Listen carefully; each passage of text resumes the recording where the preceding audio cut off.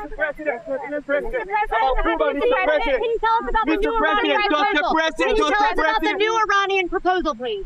So they want to make a deal, but I'm not satisfied with it. So we'll see what happens. Did it move the needle at all? Iran wants to make a deal because they have no military left, essentially, and they want to make a deal, but I'm not satisfied. Why are you not seeking congressional approval to extend it? Because it's never been sought before. There's been many times, and nobody's ever gotten it before. They consider it totally unconstitutional. But we're always in touch with Congress. But nobody's ever sought it before. Nobody's ever asked for it before. It's never been used before. Why should we be different? Everybody to Islamabad this time. Are you willing to send anybody to Islamabad for envoy? We have great respect for Pakistan and Islamabad and tremendous respect for the Prime Minister and the Field Marshal.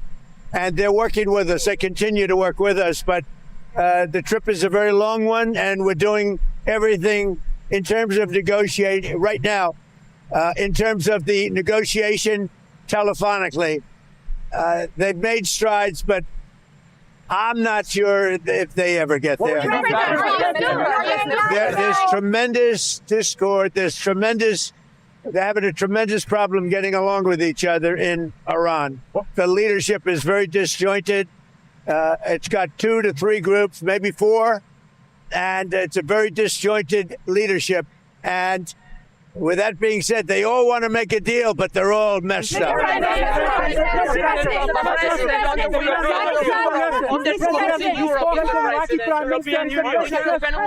I spoke with the winner, a very good man. As you know, I was very strongly in favor of him in Iraq. And we had a long conversation yesterday. I congratulated him. He won, and with our help, he won, and we want him to do very well. And I told him that the United States is with him all the way. It was a great victory. The new head of Iraq is somebody that we support very strongly. Pakistan, thank you, Mr. President. Pakistan has opened the land route trade with Iran. Did they consult you before opening it up to Iran? And are you aware of it? That was a vicious bee. I know everything about it. Yeah, I have great respect. Are you from Pakistan? No, I'm not from Pakistan. I'm American. I have great respect for Pakistan and for the Field Marshal and for the Prime Minister.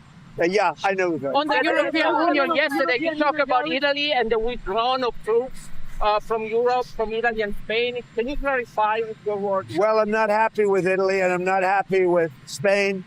And they feel it's okay for Iran to have a nuclear weapon. Anybody that feels it's okay for Iran to have a nuclear weapon is not very smart. And it'll be a terrible thing in the future. If they were ever allowed to have a nuclear weapon, you would have problems, the likes of which the world has never seen before, and it's not going to happen. And aside from that, right now they have no Navy. It's been wiped out. No Air Force. It's been wiped out. They have no anything. They have no anti-aircraft. They have no radar. They have no leaders because, frankly, their leaders are very disjointed. They have a lot of problems right now. They're not getting along with each other. Their leaders are not getting along with each other. So The European Union tariffs. Why did you put the tariffs? we raised the tariffs on cars coming in from the European Union because the European Union was not adhering to the trade deal we have. So based on that, now, when they build their plants, of which they're spending over $100 billion, all countries, not just the Union. When those plants open, there won't be any tariffs. But we raised the tariffs because they were not, as usual, they were not adhering to the agreement that we have. We have a trade deal with the European Union. They were not adhering to it. So I raised the tariffs on cars and trucks to 25%. That's billions of dollars coming into the United States, and it forces them to move their factory production much faster.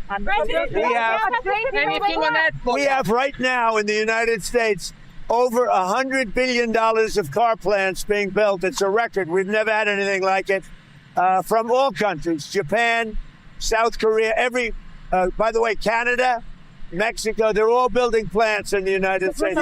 But the European Union was not adhering to the deal that we made.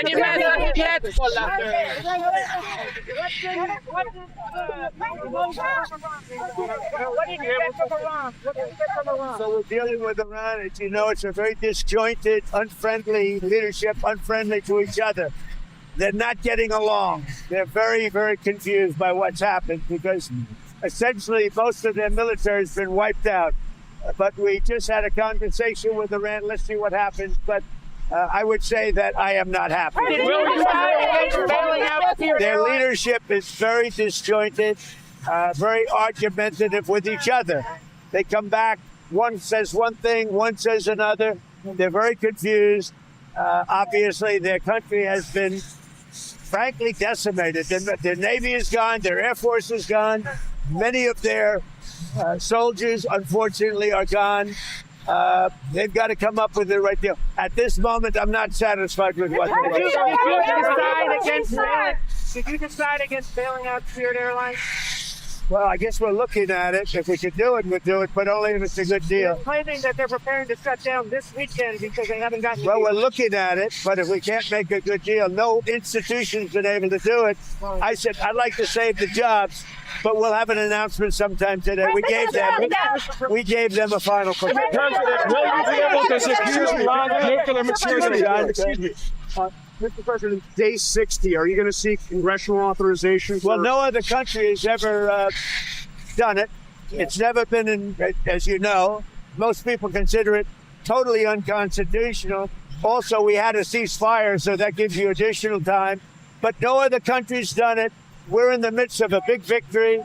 This is a victory like we haven't had since Venezuela, okay, to be honest with you. We haven't had, but, you know, we have a country that lost its way. It really lost its way. That's our country in terms of the military. Now we have a great military. We're on our way to another victory, a big victory, and I don't think that it's constitutional what they're asking for. These are not patriotic people that are asking. You know, when they say, even the losers, even the ones that say all the wrong things, admit that it's been amazing what we've done. The Strait is totally shut down. It's flawless. It's totally 100% shut down. Now, we've been dealing with Iran. They want to make a deal. They're not there. They're not with a, not, they're sort of, they get close, and then a new group of people come in. They don't know who their leaders are. They have no idea who their leaders are, but they're very confused, and that's because of the success we've had militarily. They essentially have no military. Let me just tell you, the war powers. So many presidents, as you know, have gone and exceeded it. It's never been used. It's never been adhered to, and every other president considered it totally unconstitutional, and we agree with that.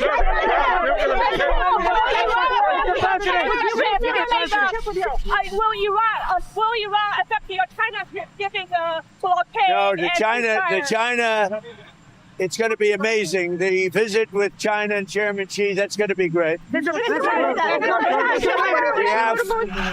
have the trip with China coming up, and I think it'll be an amazing event.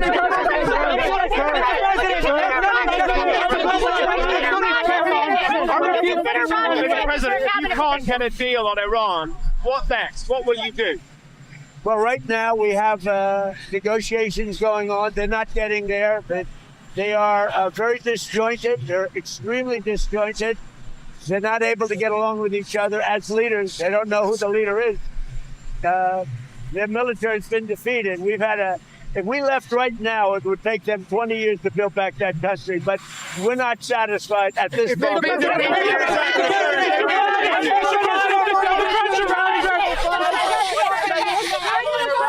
want to know what's on happening? Iran? Are you considering new strikes on Iran? Why would I tell you that? Spirit Airlines, what has been the holdup on a deal? Are We're they looking at balking? it. We're looking at trying to help them. Something we're not looking to get involved with, but we've added 14,000 jobs. We are, I would say we're driving a tough deal, but it's one of those things. We'll do it or we won't. We'll have something for you at dinner tomorrow. It seems like the other lenders are balking. They think they'll get bumped down in priority. Well, they will. You know, we come first. Hey, you know what it is? USA first, America first. That's my fight. Including with airlines, including with Intel. You know, we made an Intel deal. You know that, right? We made about $40 billion on that. And someday Fox and Peter's going to talk about it. But we helped out Intel, and we ended up making $40 billion. So we're looking at Spirit different kind of a thing. But we're looking at Spirit, and we can help them, we will. But we have to come first. We're first. It's America first. The CEO of Anthropic came to meet Susie Wiles a week or two ago. What is the latest on your position on that company? Well, only that they had a very good meeting. You had a CENTCOM commander come in here yesterday. Was he briefing you on a different approach, options? What kind of options? How would it look Well, there different? are options. I mean, do we want to go and just blast the hell out of them and finish him forever, or do we want to try and make a deal? I mean, those are the options. Do you want to go blast the hell out of them? I and finish prefer them not. forever? On a human basis, I prefer not, but that's the option. Do we want to go in there heavy and just blast them away, or do we want to do something?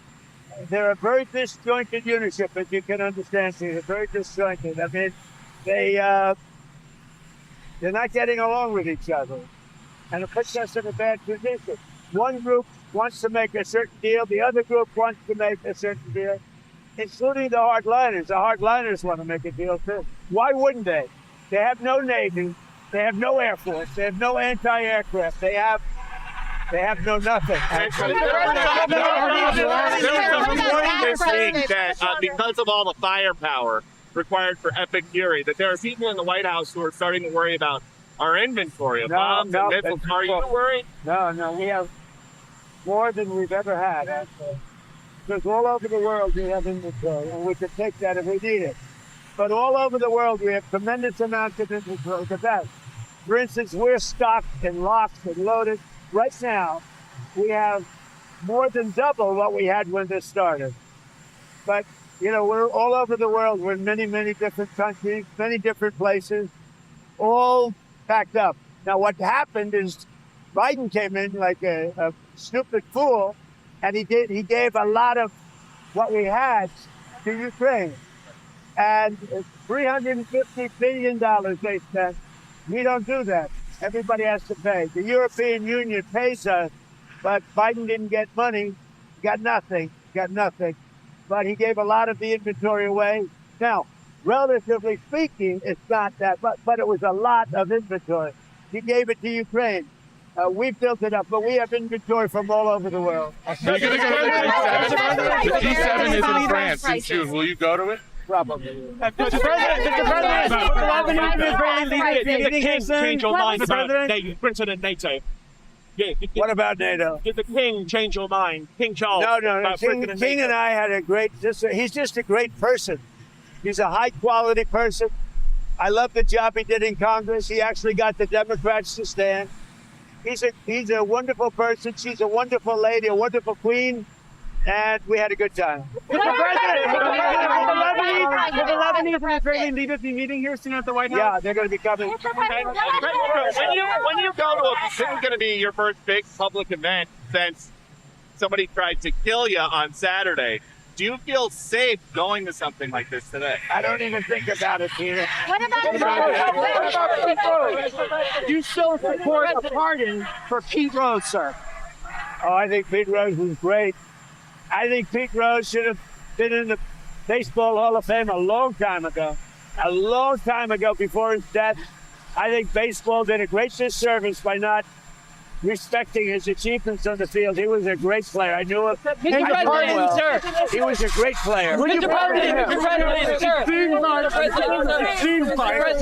seems like you're happy with your blockade and you don't have to restart the war or you don't have to make a deal. Is that correct? Are you happy with the blockade? The blockade has been unbelievable. Powerful, 100%. It's been actually unbelievable. If we left right now, we had a great picture, but we're not doing that. We're negotiating with them. Their teams are unbelievably disjointed, but we are negotiating. Mr. President, sir, the NASDAQ and the S&P 500 posted their biggest monthly gain since your first term, sir. Can you talk about what this means to you, the stock market performance, and do you believe that this is going to continue throughout the rest of your term? Thank you. The stock market is hitting record numbers. We have more people working in the USA today than we've ever had working, as you know. It's in many ways. Now, when this war ends, gasoline and oil and everything is going to come tumbling down. But right now, as of this moment, the stock market has hit record highs. We have more people, again, working in the United States today than at any time in the history of our country. We are really doing well. Now, gasoline's high. Other prices are way down, but gasoline's high. But when this is over, you'll have a world without a nuclear weapon with Iran. If you allow Iran to have a nuclear weapon, the world would be in great jeopardy. So it's not gonna happen. As soon as the war ends, the gasoline prices will You're going down to the villages. You're going to be talking to our seniors. You've delivered for seniors, no tax on Social Security, most favored nation. Can you talk about everything that you've done to help our senior population, sir? Well, no tax on tips. We have the largest tax cuts in the history of our country also, and regulation cuts, and it's one of the reasons we're doing so well. So we have no tax on tips, no tax on Social Security for our seniors. We have no tax on overtime. And you know, something that nobody talks about, if you buy a car, if it's American made, you get a deduction on interest for income tax purposes. And by the way, very importantly, right over there, the greatest, you're going to have the greatest ballroom ever built. It's on time, on budget, and it's doing great. Mr. President, you're going to be hosting the first ever UFC fight at the White House in 45 days, sir.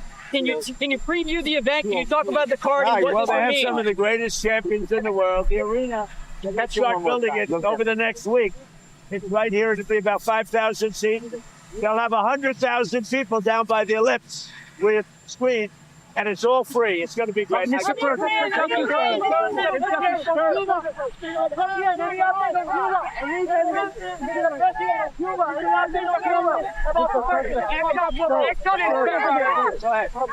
What's your message to Americans who are facing the pain of high gas prices? Well, it was just announced. We have more people working in the United States today than ever before in history. Outside of the gasoline, prices are way down. Prices have come down. Groceries, and I inherited that. We inherited the highest inflation in the history of our country, 48 years. But in the history of our country. And prices are down. When the war ends, it shouldn't be too long. They want to make a deal so badly, but they're not there yet. They're not there, in my opinion. They're not there. When the war ends, gasoline prices are going to tumble because there is so much right now on the sea already loaded into tankers that can't escape the strait. There is so much, like record setting. But when the war ends, gasoline prices will go down to the lowest they were. I think it's very important. The stock market just hit an all-time high. And again, more people working today than at any time ever. And we just got the largest tax cut in history with the no tax. Mr. President, you, Mr. Kurdistan, you like it? Yeah. Go ahead. I love you, Mr. President. Mr. President, I like him too. Thank you, Mr. President.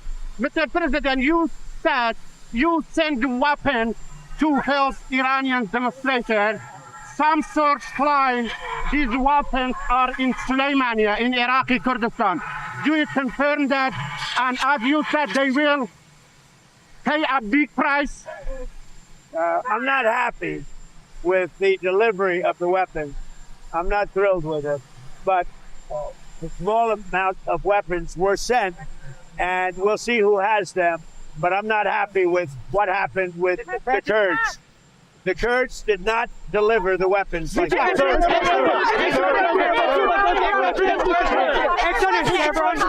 are refusing to increase oil production. Exxon is Chevron. What do you think about that? We're doing great production. We're producing more oil right now. That's the other thing. We have more oil production right now than any time in history. And if you take a look at the ships, they're all coming up to Texas, Louisiana, Alaska. Did you see the line? Yeah, I did. What do they call it? The Tango. But that is some line of ships. They're all coming up. They're loading up. The biggest ships in the world are coming up to Louisiana, Texas, and to Alaska. And they're loading up. And I don't want to say it, but our country is getting stronger and stronger. This has been amazing. The amount of oil and gas that we're selling now is at a level that nobody's ever seen before.